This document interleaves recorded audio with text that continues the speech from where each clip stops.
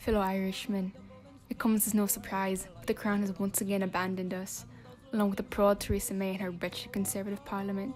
Over 2 years ago, the Crown called for a vote where a bunch of British fools voted to leave the European Union, while us Irishmen voted to stay. These people do not care about your values or your safety, once again ignoring and spitting on the Irish people. As you may remember, 20 years ago, Stormont once again looked past our fight for liberty, instead selling out to the Crown's monkeys and agreeing to that foolish Good Friday Agreement.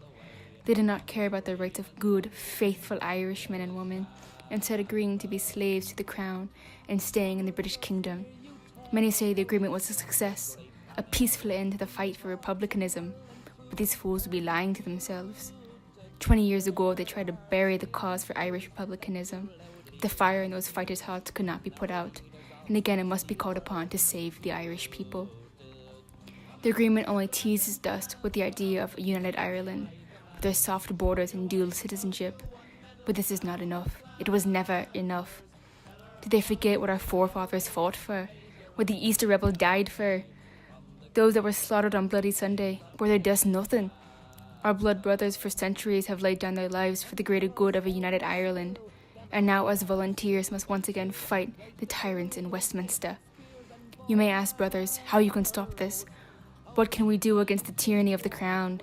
How can we secure our liberties against this? Well, the most surefire way to protect Irish freedom is by being volunteers in the Irish Republican Army. We have bristled under British rule for centuries. 20 years ago, our fight for freedom and liberty was forgotten by the men and women who claimed to fight for us, to legislate and vote for us. Protestant rulers have continued to step on us faithful brethren. Ever since the planters came in the 1600s, we Catholics in Ireland have been disenfranchised, segregated, oppressed, and terrorized. No more. Take up arms, brothers, for when tyranny becomes law, resistance becomes duty, and British tyranny has been the law for far too long. Come out, you black and tans, come out and fight me like a man. Show your wife how you won medals down in Flanders. Tell her how the IRA made you run like hell away from the green and lovely lanes of Killishan.